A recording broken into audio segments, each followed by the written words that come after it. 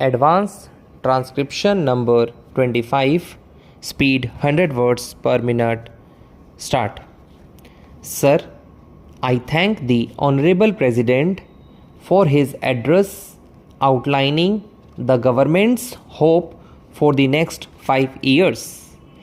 Beyond doubt, it was an excellent speech made by the Honorable President.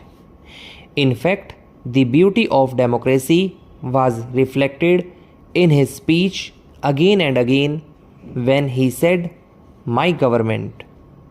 Though it is led by NDA, I feel very happy about all the promises made by the government. Sir, talking about elimination of poverty, historically, post-independence, successive governments have always measured poverty or the poverty line as a percentage without giving any credence to the increase in our population. That always gave us wrong signals. Hence, I feel that the poverty elimination is a most welcome subject. I am confident that the numerous measures that they have adopted already would improve the standard of living of the common people. This would automatically eliminate poverty, particularly when economic growth takes place. It would generate employment, and that would definitely eliminate poverty. The focus on healthcare, education, and employment, particularly in the manufacturing industry, would also help. So, all these are welcome initiatives. As we are all aware, unfortunately, the last 2 terms led by the UPA government have seen a downturn in our country's economic situation. In 2004, when they came into power after the NDA government's rule, India was about to become a superpower, whereas the 2 successive governments led by UPA brought us down from a superpower to zero power. In such a situation, my party feels that all the initiatives taken by the government give out a lot of hope and confidence that there would be economic reforms and growth. Sir, there is a mention about improving the quality of life in our villages through an empowered Panchayati Raj system. At this hour, I would like to remember our founder party president and the then Chief Minister Shri N.T. Rama Rao. In fact, he had abolished the Patel Patwari system and introduced the Mandal system that encouraged decentralization of powers, which is close to the common public and through which villages were empowered to collect taxes, use them, and manage the budget by themselves. This initiative would definitely help our rural India to grow extremely well. Sir, increase in investments in agriculture sector, both public and private, especially agri-infrastructure, has been mentioned. It is a long pending issue. Majority of our country's population is dependent on agriculture. Despite knowing this extremely well, successive governments never bothered to provide a level playing field of our farmers by creating cold storage facilities, building food processing units near the crop fields, etc. Our party is very confident that by providing this kind of support to the farmers very soon, we could hope that our farmers would go to their fields driving cars. That is what our Telugu Desam party hopes to do. Most of our farmers don't want any freebies or doles. They want to live with pride, producing their products. We welcome the initiative. Now I come to national education policy. It is also, in fact, a very long pending subject. In fact, in the last decade, if you see, our standard of education has gone down extremely.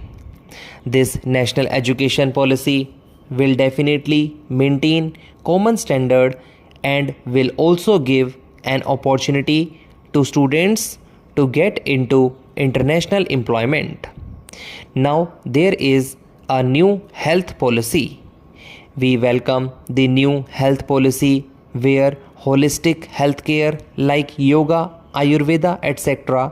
is also introduced, which is affordable by common people. Unlike allopathic medicines, these medications don't have any side effects. So we welcome it. In addition to that, we expect primary health centers to be revived, which help our rural India. Now I come to the welfare of the people belonging to the scheduled castes, scheduled tribes, other backward classes and weaker sections.